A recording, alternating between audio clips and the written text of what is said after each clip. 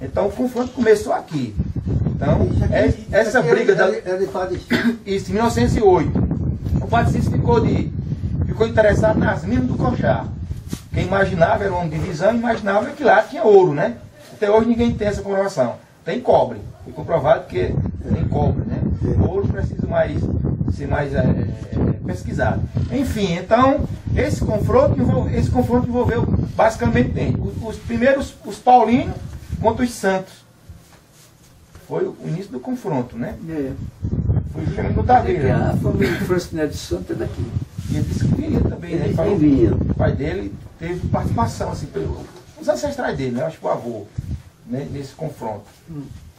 E aí terminou o quê? Com a destituição do intendente municipal, né? Que era Antônio Teixeira Leite, chamado Teotônio de Monte Alegre.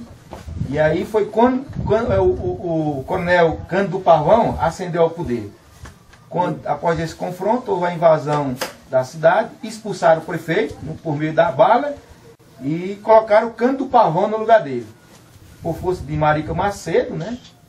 E todo esse corolário de... Era meu bisavô. Pronto, era o Teotônio do Monte Alegre? Era o bisavô. Antônio Teixeira Neto, né? Leite Teixeira, Antônio... Pai da minha avó, Antônio Leite Macedo. Pois é, Antônio então... Leite Macedo, Antônio Leite. E aí, nesse confronto, foi onde morreu, né, o Antônio Macedo, que era o filho da Marica Macedo. Tinha apenas 14 anos, e nesse tiroteio ele terminou morrendo e apressadamente enterraram aqui na Boa Esperança, hoje é Iara, né? E aí, com a morte do filho da Marica Macedo, ela pediu a ajuda dos coronéis da região e fez toda essa verdadeira guerra de jagunços em Aurora.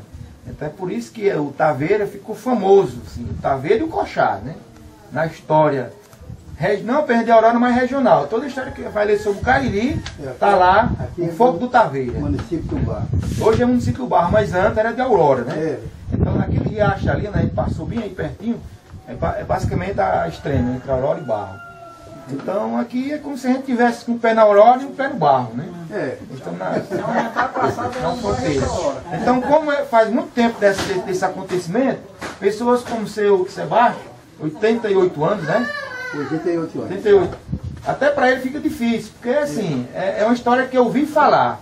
E as pessoas que não são muito curiosas, como um menino curioso, você não ouviu muito o pai dele, o avô, ele vai ter muito para botar na frente, não. Principalmente no passado, que a história era basicamente oral, né? Então, é difícil encontrar pessoas que tenham conhecimento assim aprofundado sobre esse conflito que faz muito tempo. Que foi em 8, né? 1908. Hein? Foi 17 de dezembro de 1908. O dia exato desse fogo do Taveira. Esse confronto? Agora a invasão... Não tem nenhum vivo. A invasão já foi no fim de dezembro. Tem mais nenhum vivo. Tem não. Tem não. Que eu conheça, não. Tem não. Não. Tem nenhum vivo. Seu pai participou desse negócio aí? Foi no local do... Mas seu avô Meu pai... Tem um cruzamento ali, meu pai era morador do Padre Cícero. E tem a que segue. Então, justamente no cruzamento, na frente, aí tem uma chapada. Então, depois da chapada, era onde existiam as casas, o nome era Casa dos Necos, um nome assim. Então, foi justamente lá. Mas o conflito era por essa terra toda, né? Ele estava falando, a gente estava conversando mais essa noite e ele estava falando para mim assim. Foi, né? Foi exatamente o que o senhor está falando. Pois é. Olha, eu não sei. É porque quando eu vim fazer a pesquisa do Lampião, aí outras conversas surgindo anotando. Eu fui ver lá no meus rascunhos lá e encontrei o cruzamento ali. Foi justamente o filho, o neto do vaqueiro de Lampião aqui do escondido. Foi o que deu a pista mais certeira. Como era o nome? Era o que eles chamam o vaqueiro de Lampião, que era que morava aqui na Isaíras, dos Luna. Raimundinho de Luna, Chiquinho de Luna. O pai de Chiquinho de Luna era quem ia buscar o gado para matar, para fazer o banquete de Lampião lá no escondido. Ele dizia, mas segundo ele, nunca foi, sempre foi com dinheiro. Ele disse que o Lampião dava o dinheiro, né? Apelidava por o Código de Lampião. Código de Lampião. Mas era aquele menino que você conta na sua história, que eu li agora ultimamente, o garoto que ia levar comida para Lampião, Você falou. Aquele ali é no Diamante. Diamante. Diamante. Que é próximo também, né? Nós estamos aqui justamente aqui. Taveiras, Barracas, Coxá e todo o Riacho das Antas que vai até o Diamante. Que todo isso aí aqui foi um negócio fértil de conflito. Não sei como era isso. Eu acho que por ser muito snop, distante de tudo, né? Aqui ainda é complicado. Imagina naquela época como era essa. Hoje tem muita estrada, né? Mas antes. Então Lampião esteve aqui, Jagunço, que era um negócio muito fértil no banditismo, viu? E aí teve também a questão dos paulinos com os santos, né? Aqui era fértil demais nessas questões. Foi por aqui que ele passou quando foi para Mossoró, não? Foi. Ele ficou arranchado lá no Diamante, que fica aqui próximo, né?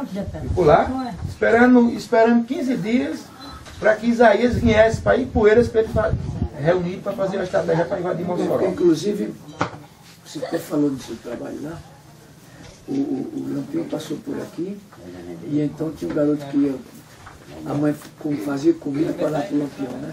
Justamente, era levava. porque Lampião ficava aqui sob os cuidados de Miguel Saraiva, que era um dos proprietários do Diamante. Então ele era praticamente o coiteiro do Lampião. E esse menino era sobrinho do Miguel Saraiva, ele era quem levava comida da casa, para o escondido onde o Lampião estava. E agora aqui especificamente, quem ficava sob os cuidados do filho de Chiquinho de Luna, do pai de Chiquinho de Luna. Então todo local que ele ia tinha um coiteiro, né? Que dava respaldo, escondia e tal. Lá em Mossoró, não sei se você conhece, tem um memorial do Lampião. Eu não conheço, mas eu preciso ir deve ir lá. lá. Eu fiquei bonito lá, inclusive com toda a história, com retratos. Sobretudo você que é historiador. É muito interessante lá. Vamos dar uma voltinha lá. Mossoró. Lampião chegou a invadir Mossoró, andou perto, não foi? Eu sei que eles começaram a se defender, inclusive na igreja, você vai encontrar lá a igreja, onde o pessoal ficou lá em cima, os soldados defendendo contra o Lampião. O negócio foi sério. Invadiu, mas foi um maluco, né? Foi açoitado, sair lá. Se não saísse às pressas, tinha morrido lá. Não tinha sido em Angico, não, tinha sido em Mossoró. Mas na verdade o Lampião foi ludibriado ali. Foi, não foi? Foi o Isaías, Miguel Saraiva e o Marcelão Leite, que era um cangaceiro interessado, que Mossoró era a fortaleza da época. Interessado? E botaram Lampião, como era um cara de nome, todo mundo temia, botou na frente. E fizeram a cabeça do Lampião na Ipueira, dizendo que era fácil. Tá aqui Marcelão, que é de lá, trabalhou lá, conhece tudo. Então, Lampião, você vai só para dar o suporte. Lampião caiu nessa. Lampião, quando chegou, disse: olha, você não me disse, antes de chegar em Mossoró, tinha um rio. Você não me disse lá que tinha um rio, porque senão não tinha vindo, não. O cara mentiu para ele, disse que não tinha rio. O rio estava, inclusive, cheio. Lampião nunca batalhou em terra plana. Ele não conhecia. Quando ele chegou perto de Mossoró, ele disse: quando viu o sol diferente, plano. Ele era assim, gostava disso. Então foi uma série de coisas que o Lampião não estava preparado para aquilo. Então ele foi ludibriado. Ele culpou a derrota ao Marcelão Leite, que era um cangaceiro que incentivou. Trazer para Isaías aí para arranjar o dinheiro para fazer o planejamento. Quase se acabam lá. Diz que Lampião mandava buscar. Diga, fulano que manda uma reis para mim. Se não mandasse, ele mandava buscar. Aí dava uma pila nele. E mandava ele deixar lá. Mas no Ceará ele não fez isso, não. Aqui ele mandava o dinheiro. Isso que aqui fora fazia, mas no Ceará ele teve. Ele respeitou o Não sei se a gente chama isso de postura ética, não é não, mas. Eu acho que o cara deu padrinho Chico. Ele foi menos ruim aqui. Só se tem notícia aqui de um assassinato aqui, que foi lá no Riacho do Rosário, aqui, Rosário de Milagre. Que foi o Bom de Vera, um dos cangaceiros dele, Bom de Vera, que matou um cidadão e Lampião não gostou. Inclusive eu falo lá naquele artigo. Ele não gostou, porque ele queria manter a promessa.